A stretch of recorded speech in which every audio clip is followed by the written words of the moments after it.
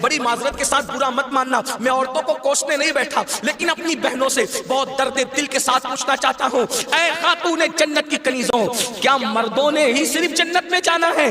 عورتوں نے جنت میں نہیں جانا؟ تمہاری محرومی کی حد ہے میری بہنوں کہ تمہارے قدموں کے نیچے جنت ہے۔ اللہ کے رسول فرماتے الجنت تحت اقدام الامہات، جنت تمہاری ماؤں کے قدموں کے نیچے ہے، لیکن ساتھ ہی حضور نے یہ بھی فرمایا کہ میں نے جہنم میں سب سے زیادہ اگر کسی کو دیکھا ہے تو عورتوں کو دیکھا ہے۔ آج بیٹیوں کا حال یہ ہے، اب بیٹیاں قرآن کہاں یاد کرتی ہے، اب بیٹیاں حدیث کہاں یاد کرتی ہے، اب بیٹیاں دین کہاں پڑھتی ہے؟ یہ تو گانے سنتی ہے، یہ تو سیریل دیکھتی ہے، یہ تو فلمیں دیکھتی ہے۔ اللہ اکبر! قوم کی جو بیٹی بالغ ہونے سے پہلے سیریلوں میں بھاگنے اور بھگانے کے مناظر دیکھے گی، قوم کی جو بیٹی جوانی کی دہلیز پر قدم رکھ کر فلموں میں زنا کے مناظر دیکھے گی، پھر وہ گندگی نہیں کرے گی تو کیا کرے گی؟ وہ جرائم نہیں کرے گی تو کیا کرے گی؟ اے خاتون جنت کی کنیزوں، جب اللہ کے دین کو تم پیٹ کے پیچھے ڈالو گے تمہیں رونے کو مزدور نہیں ملے۔ اور آپ جانتی ہیں یہ سیریل اور گندی فلموں کا نتیجہ ہے کہ بچیاں کسی اور کا ہاتھ پکڑ کر چلی جاتی ہیں، معاشرہ اس کو دھتکار دیتا ہے، پھر وہ ایک دو بچوں کا باپ بن کر کے اس لڑکی کو دھوکہ دے دیتا ہے، پھر جب وہ لوٹ کر آتی ہے تو نہ ماں باپ قبول کرتے، نہ بھائی قبول کرتے، نہ خاندان قبول کرتا ہے، اور وہ ظالم تو دھوکہ دے ہی چکا ہے۔ علم کی بات چل رہی ہے، رسول اللہ کی نواسی، جس طرح سے امام حسن کے کان میں، امام حسین کے کان قرآن اگر کسی نے کیا ہے تو وہ سیدہ زینب پاک کی ذات ہے۔ صرف 7 سال کی عمر میں سیدہ زینب نے حافظ قرآن کیا تھا، آپ قرآن کی حافظہ تھی۔ اللہ اکبر!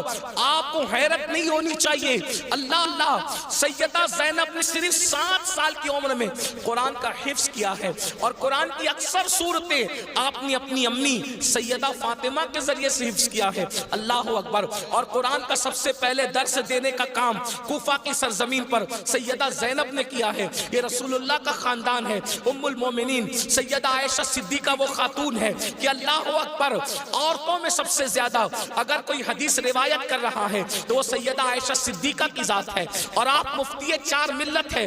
اصحاب میں جب کسی مسئلے پر اختلاف ہو جاتا تو لوگ کہتے چلو ام المومنین کی بارگاہ میں ان سے پوچھیں گے۔ حیرت کی بات ہے، مردوں کا علم اختلاف اگر کسی کا قول فیصل کی حیثیت سے ختم کرتا ہے تو اسے ام المومنین سیدہ عائشہ صدیقہ کے نام سے جانا جاتا ہے۔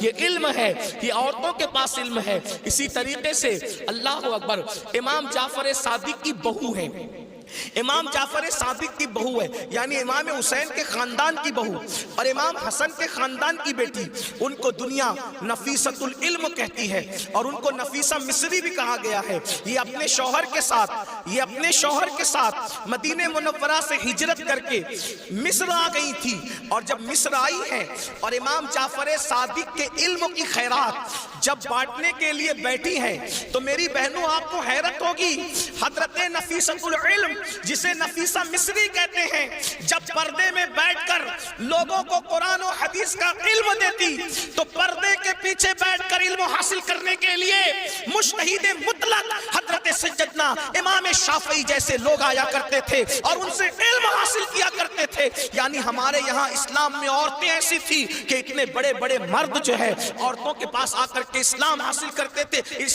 علم دین حاصل کرتے تھے، اسلام کا علم حاصل کرتے تھے۔ پردے کے پیچھے سے گویا کہ نفیسۃ العلم نے، نفیسہ مصری نے ام المومنین سیدہ عائشہ صدیقہ کی یاد کو تازہ کر دیا تھا۔ میری بہنوں آج وہ کہاں گیا معاملہ؟ آج تو عورتوں کا مطلب زیورات سے محبت، عورتوں کا مطلب نئے کپڑوں سے محبت، عورتوں کا مطلب شادیوں میں شرکت سے محبت، عورتوں کا مطلب بازار میں گھومنے سے محبت، عورتوں کا مطلب جو وہ فلموں سے محبت۔ عورتوں کو دین سے تعلق کیا رہ گیا؟ بڑی معذرت کے ساتھ برا مت ماننا، میں عورتوں کو کوسنے نہیں بیٹھا، لیکن اپنی بہنوں سے بہت درد دل کے ساتھ پوچھنا چاہتا ہوں، اے خاتون جنت کی کنیزوں، کیا مردوں نے ہی صرف جنت میں جانا ہے؟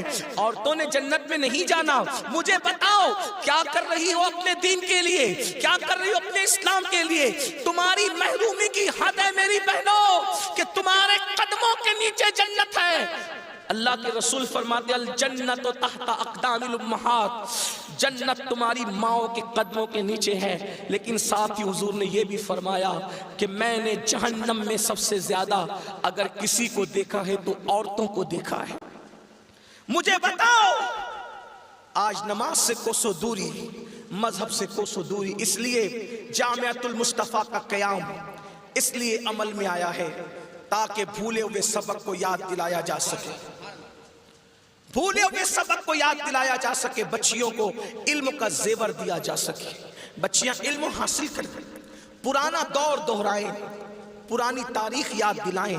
لوگ کہتے ہیں تاریخ اپنے آپ کو دہراتی ہے، دنیا آج کہہ رہی ہے بیٹی بچاؤ بیٹی پڑھاؤ، 1450 سال پیچھے ہے دنیا اسلام سے، دنیا آج کہہ رہی ہے بیٹی بچاؤ بیٹی پڑھاؤ۔ میرے نبی نے 1450-1500 سال پہلے بیٹی بچا کر بھی بتا دیا اور بیٹی پڑھا کر بھی بتا دیا۔ اللہ کے رسول نے بیٹی بچایا تو ایسے بچایا کہ بیٹیاں ان کے آنے سے پہلے زندہ دفن ہوتی تھی، مگر ان کے آنے کے بعد بیٹیوں کو دفن نہیں کیا گیا بلکہ بیٹیوں کو ماتھے کا جھومر بنایا گیا۔ اگر آج دنیا میں کوئی بھی مذہب کا آدمی بیٹی چومتا ہے تو یہ صدقہ ہے مصطفیٰ جان رحمت کی آمد کا، یہ میلاد مصطفیٰ صلی اللہ علیہ وآلہ وسلم کا صدقہ ہے۔